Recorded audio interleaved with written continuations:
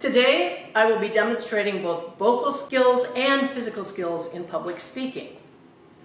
The first thing that you want to think about with vocal skills is, number one, variety is the spice of life.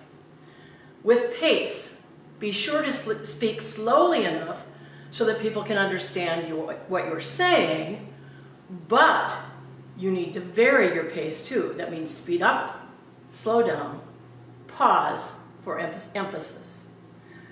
Secondly, and this is critical, good enunciation. Don't be sloppy with your speaking. Watch out for common enunciation problems like I'm gonna go. Say the G's at the end of ing words. I'm going to go. I'm stopping, not stopping. And also, probably the worst enunciation problems of all are words like don't ya or won't ya. It's don't you, won't you. Make sure you get the T and the U. And finally, tone. Your tone will talk about your attitude. Watch that you really show how you're feeling, that your words match what you're saying, and that you also want to watch that you don't overdo this. Some people kind of get very carried away, but you want to show your passion. Tone indicates the meaning and emotion of what you are trying to impart, and you very definitely want to impart your message as well as you can. Finally, with vocal, volume is the key here. First of all, varying between being louder or softer can be very effective, but again, watch that you don't overdo. Always make sure you can be heard, whether using a microphone or not. And my recommendation is if you're offered a mic, use the mic. Some people will say, oh, people will hear me, I've got a loud voice. That doesn't always work.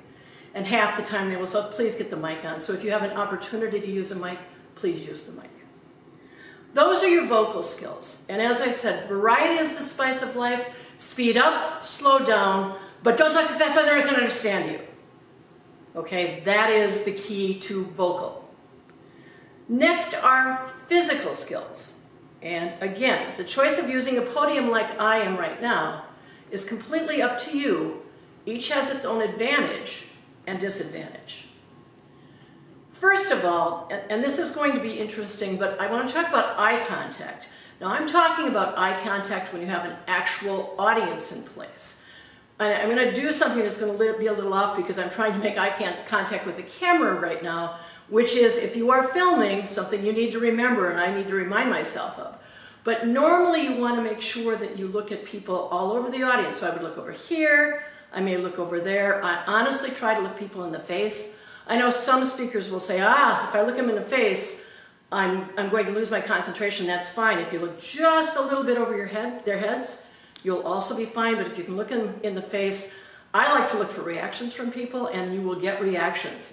You might also find some sleepers in there, but that's okay too.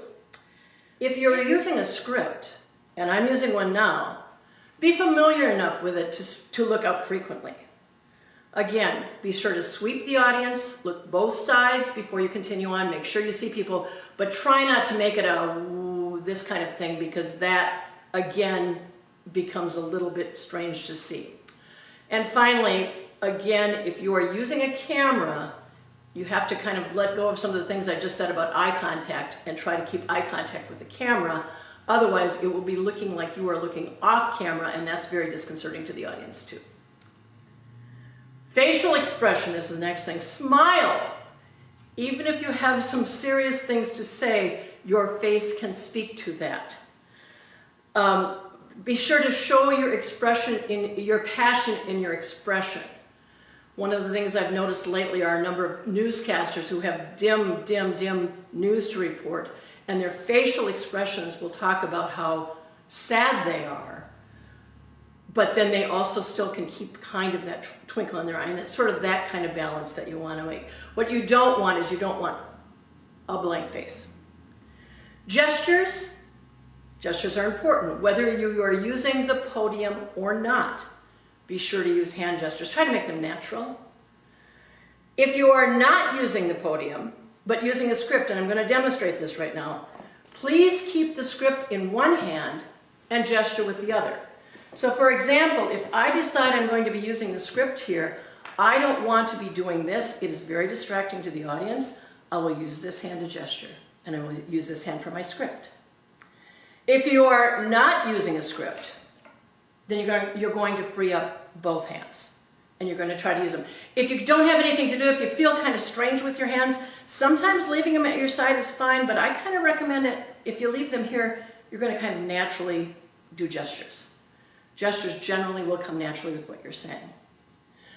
Finally, the final thing I want to talk about with physical is movement. It is fine to move. For example, if I've made a point here and I want to try to make a new point, I may take some steps over this way. Notice I'm still looking at you. Then I'm stopping and I'm giving you new points.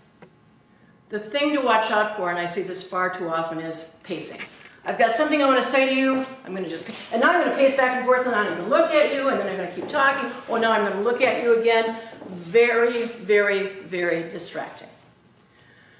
When you are standing in one place, whether it's behind the podium or whether it's in front of without the podium, you want to make sure that you've got a good stance. I actually recommend sort of putting your feet at almost a 90-degree angle to anchor yourself. Because the other thing that people, especially when you're nervous, tend to do is they tend to do this. They tend to rock. And if you're standing with your feet anchored, you won't rock. And that happens behind the podium too. In conclusion, I've got two things to say. When you are giving anything vocally or physically, always show both your energy and your passion, and you will be successful. Thank you.